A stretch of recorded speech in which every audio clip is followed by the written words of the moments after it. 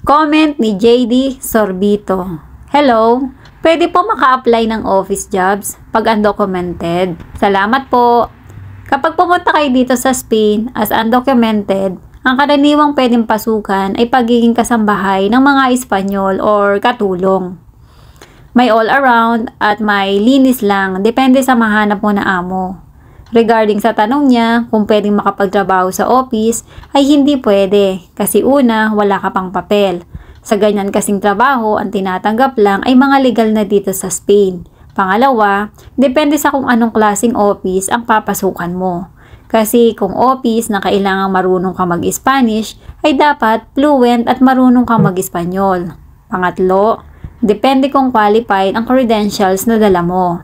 If hindi ako nagkakamali, need mo pa rin mag-take ng ilang units ata para ma-accredit yung credentials mo galing sa Pinas.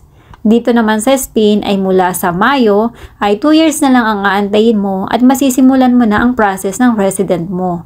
Kaya hindi na yun masyadong matagal. Mabilis lang naman ang araw. Basta dapat, bago ka dumating sa 2 years mo, ay may employer na tutulong sa'yo sa pag-process ng papers mo. Kasi may mga documents na kailangan sa kanila. Dito naman sa Spain, kahit makasampung amo ka sa loob ng 2 taon ay walang problema. Basta kailangan, bago ka mag-process, ay yung amo mo na meron ka sa ngayon ay tutulungan ka sa pag-process ng papel mo. Mag-wait ka lang ng ilang buwan. Ang bilis or tagal ng pagkakaroon ng resident card ay nakabase din sa lawyer o sa tao na kukunin mo para tumulong sa'yo sa pag-process ng ID mo or yung resident card mo.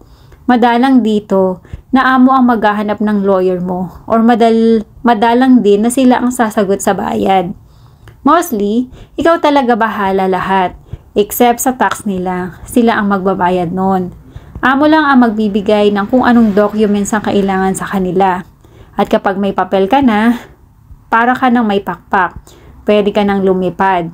Pero ang dapat gawin pagdating mo pa lang dito sa Spain ay mag-invest ka na matuto ng Spanish language. Huwag kang tumulad sa akin. At mag-enroll ka din sa course na kung anong gusto mo maging trabaho once na may papel ka na. Kasi kung hindi ka mag-aaral ng Spanish at hindi mo rin ile-level up ang sarili mo, sa bahay ka lang pwede mag-work.